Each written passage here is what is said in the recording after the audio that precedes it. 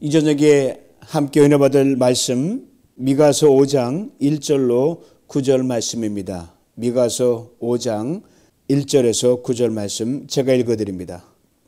딸 군대여 너는 때를 모을지어다. 그들이 우리를 에워쌌으니 막대기로 이스라엘 재판자의 뺨을 치리로다. 베들레헴 에브라다야 너는 유다 족속 중에 작을지라도 이스라엘을 다스릴 자가 내게서 내게로 나올 것이라. 그의 근본은 상고에 영원에 있느니라.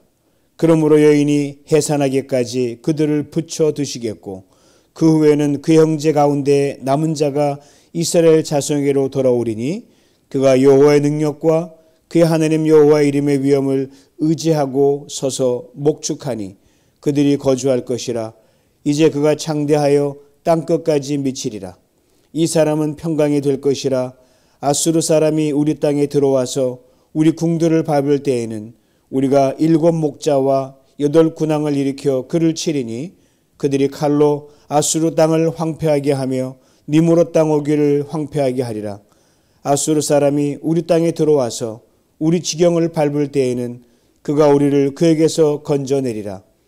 야곱의 남은 자는 많은 백성 가운데 있으리니 그들은 여호와께로부터 내리는 이슬 같고 풀 위에 내리는 담비 같아서 사람을 기다리지 아니하며 인생을 기다리지 아니할 것이며 야곱의 남은 자는 여러 나라 가운데와 많은 백성 가운데에 있으리니 그들은 수풀의 짐승들 중에 사자 같고 양떼 중에 젊은 사자 같아서 만일 그가 지나간 즉 밟고 찢으리니 능히 구원할 자가 없을 것이라. 내 손이 내 대적들 위에 들려서 내 모든 원수를 진멸하기를 바라노라. 아멘. 예, 복된 크리스마스 이브 밤입니다. 이 밤에 하나님의 주신 은혜를 사모하는 그런 마음으로 함께 은혜를 나누기를 원합니다. 우리 하나님은 교만한 자는 반드시 낮추십니다. 오늘 설교의 제목처럼 베들레헴 에브라다, 가장 낮고 낮은 그 동네를 하나님이 구원의 여정으로 삼으신 것이 하나 이유고요. 그리고 마리아에게 하나님께서 내 몸을 통해서 구주가 나신다라고 하는 예언의 말씀을 들려주시고 난 뒤에 마리아가 너무너무 감격하고 놀라고 기뻐서 노래를 부르는데 소위 말하는 마리아 찬가라고 부릅니다. 그 후반에 하나님 겸손한 자를 사랑하시는 이유가 담겨 있습니다. 들어보세요. 그의 팔로 힘을 보이사 마음의 생각이 교만한 자들을 흩으셨고 권세 있는 자를 그 위에서 내리치셨으며 비천한 자를 높이셨고 줄이는 자를 좋은 곳으로 배불리셨으며 부자를 공수로 보내셨도다. 보세요. 교만한 자를 흩으십니다. 권세 있는 자를 끌어내십니다. 부를 의지하는 자는 가난하게 하십니다. 그러나 겸손한 자는 높이시고 그와 함께 하십니다. 오늘 보면 2절에 겸손으로 대비되는 고유명사가 등장하는데 바로 베들레헴 에브라다가 그것입니다.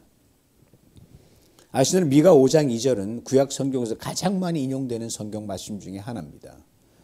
바로 마태복음 2장 6절에서 예수님의 탄생과 관련하여 자주 인용되는 말씀이고 해마다 성탄절 일야가 들려올 때마다 예수 믿는 사람이나 아니든 온 세상 모든 사람들에게 귀에 자주 들려졌던 말씀 중에 하나가 그것이고 앞으로도 그리할 것입니다. 베들레헴 에브라다. 에브라다는 베들레헴 지역에 살던 시족 집단을 지칭하는 말입니다. 우리 잘 아는 룻기에 등장하는 나오미 알죠?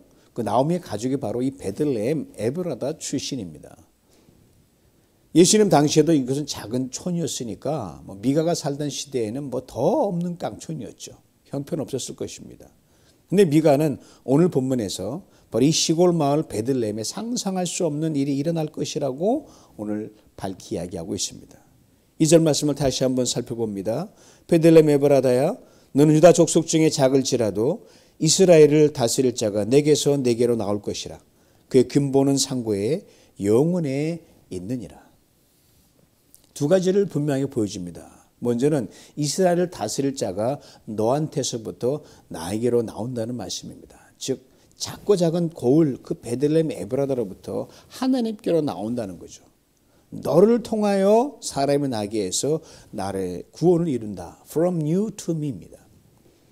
별별 없는 산골 베들레헴 촌에서 나라를 다스릴 지도자인 왕이 태어나서 하나님께 영광을 돌리게 된다는 그 말씀이죠. 다음은 이 왕의 면면입니다. 상고에 영원이라고 했어요. 오래오래 전부터 있어 왔던 왕이라는 겁니다. 영원부터, 태초부터, 모든 것이 시작되기 그 전부터 있어 왔던 왕이라는 거예요. 이런 면면을 가진 장본인은 하나밖에 없어요. 하나님 뿐입니다. 근데 하나님께서 사람으로 태어나신다는 약속이에요. 그것도 화려한 예루살렘 도성이 아니라 초라한 시골 마을 베들레헴 에브라다에서 말입니다. 말씀드린 대로 베들레헴 에브라다 겸손을 대변하는 고유명사입니다. 그런데 이 작디작은 마을에서 하나님께서 태어나신다는 말이에요. 이처럼 낮아질 수 있는 겸손이 어디 있겠습니까? 그것도 스스로 그만큼 낮아지신다는 겁니다. 하나님이. 이 말씀이 이어지는 3절은 조금 유의해서 살펴볼 필요가 있습니다. 그러므로 여인이 해산하기까지 그들을 붙여두시겠고 그 후에는 그 형제 가운데 남은 자가 이스라엘 자손에게로 돌아오리니 임신한 여인은 누구일까요? 두 가지 견해가 따르는데 먼저는 예수님 어머니 마리아라고 보는 견해가 그것이고요. 다른 하나는 이스라엘로 보는 견해입니다. 문맥을 볼 때 후자가 더 유리합니다. 타당하고요. 4장에서도 이스라엘을 걸어 임신한 여인으로 보고 있는 것이 바로 이스라엘을 그렇게 보고 있거든요. 다음은 3절은 포로로 잡혀갔던 이스라엘 민족이 돌아오는 것이기에 마리아로 보는 것에는 무리가 따릅니다. 그러니까 임신한 여인이 해산하기까지라는 말은 이스라엘 민족이 바벨론의 포로로 잡혀가서 고생하여 돌아오기까지로 보는 것이 설득력이 있습니다.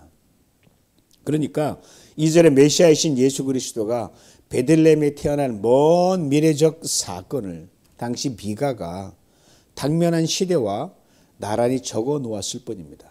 먼 미래의 메시아가 와서 회복시킬 그것을 작은 이 이스라엘 민족의 회복과 연관시켜서 이 적스터포지션 나란히 놨다는 말이죠. 중요한 것은요. 이 바벨론 포로로 회복시키는 그것이나 먼 미래에 메시아가 나서 온 세상을 구하실 그 일이나 하나님 외에는 이것을 할 수 있는 사람이 아무도 없다는 사실입니다. 70년 포로에서 돌아오는 민족의 해방과 자유나 하나님께서 우리를 구원하시기 위해 친히 겸손히 인간으로 태어나시는 임마누엘 성육신 사건은 오직 전능하신 하나님만이 하실 수 있는 일이기 때문입니다. 그러기 미가 당시에 가까운 미래의 바벨론 포로 해방 사건이나 먼 미래의 메시아 탄생을 나란히 적어 놓으면서 이것들을 가능하게 하신 하나님에 대해서 이렇게 구체적으로 설명합니다. 그가 여호와의 능력과 그 하나님 여호와 이름의 위엄을 의지하고 서서 목축하니 그들이 거주할 것이라. 이제 그가 창대하여 땅끝까지 미치리라. 이 사람은 우리의 평강이 될 것이라. 장차 이 땅에 구주로 오실 예수 그리스도의 하나님 되심을 보여줍니다. 저는 이 대목을 볼 때마다 미가가 저 먼 미래에 훗날 사람으로 태어나실 예수 그리스도에 대해서 얼만큼 큰 이해를 가지고 있을까? 이걸 늘 궁금해합니다. 그리고 하늘의 샬롬이 다스리는 그런 메시아 왕국 시대를 어떻게 상상했을까?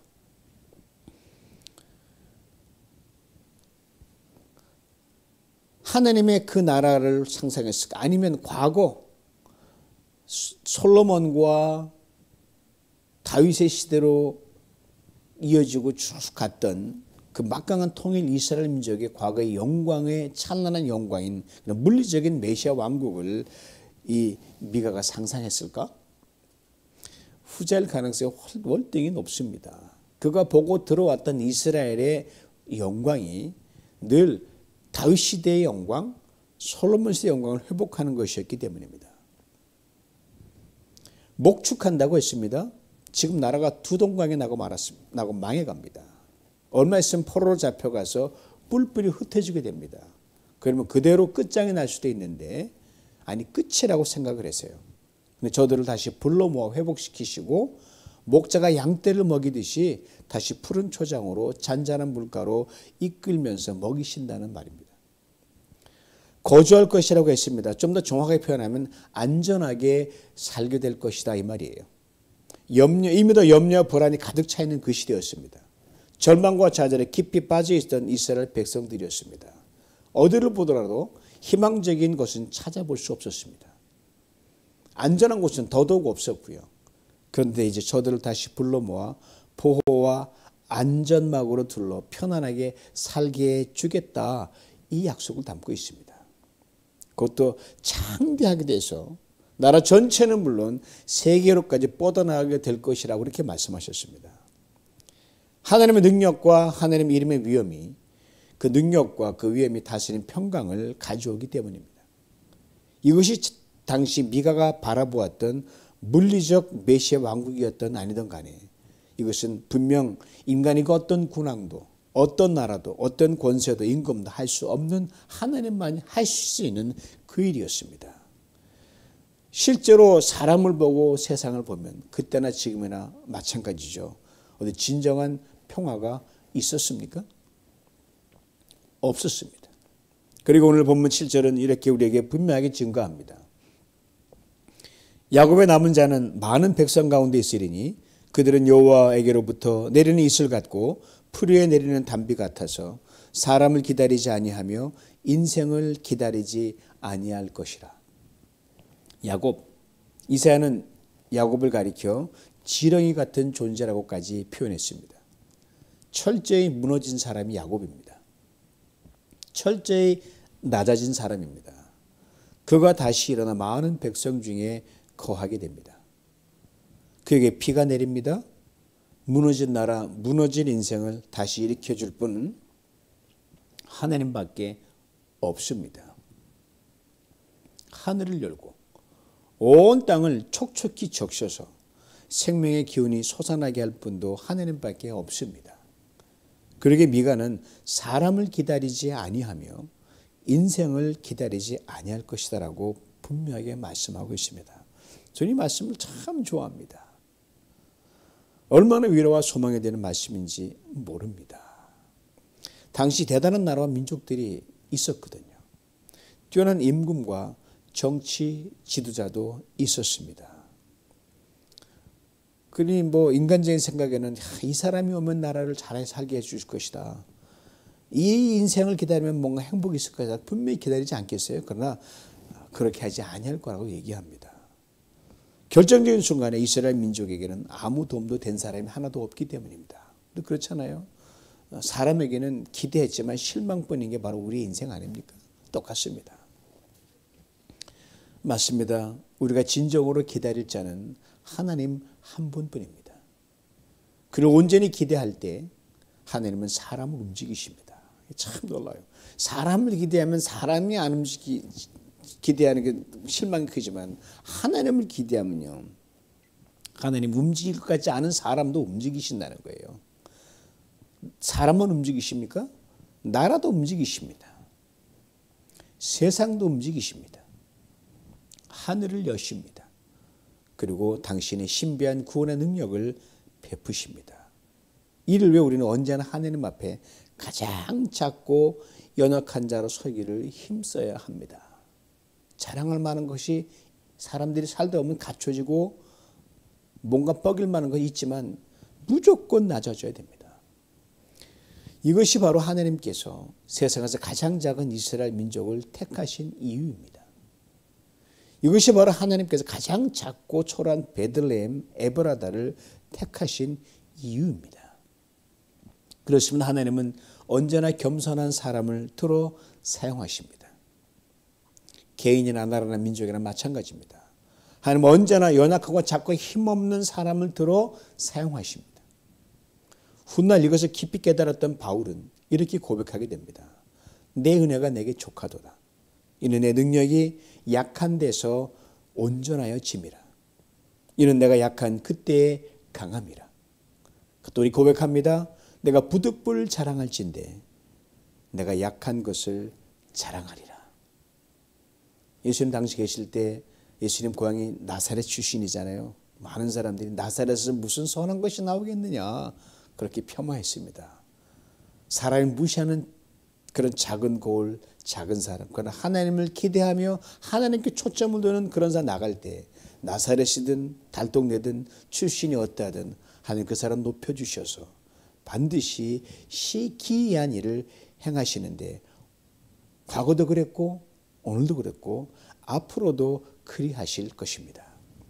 고로 한없이 작아 지셔서 우리처럼 사람이 되신 주님 앞에 다시 겸손한 우리 허리를 동여매고 하나님의 능력과 영광을 나타내는 우리 모두가 될 수 있기를 주님의 이름으로 축원합니다. 하나님 아버지 감사합니다. 주께서 하늘 영광 보좌를 다 버리고 낮고 낮은 이 세상에 내려오셔서 아무것도 아닌 사람이 되신 그 겸손을 다시금 생각합니다. 하나님은 능력이 있으셔서 힘을 사용할 수도 있었습니다. 무한한 지하가 있길래 지혜로 사용할 수 있고 더 나은 방법이 있었지만 하나님 다 팽개치고 무능함과 겸손함과 낮아짐을 도구로 사용하심으로 온 세상을 다 품는 구원을 이루신 하나님 찬양합니다. 그 안에 우리가 있음을 감사하고 예수 그리스도 오신 나심을 기념하는 이 성탄 전야 이 크리스마스 이브 날 주께 찬양을 드리는 예배에 오셔서 우리가 다시 주님의 겸손을 배우고 그 겸손으로 다시 허리를 띄우며 전하지 못했던 일을 해낼 수 있는 구원의 사람, 소망의 사람, 믿음의 사람 되게 하여 주시옵소서. 예수님의 이름으로 기도하옵나이다. 아멘.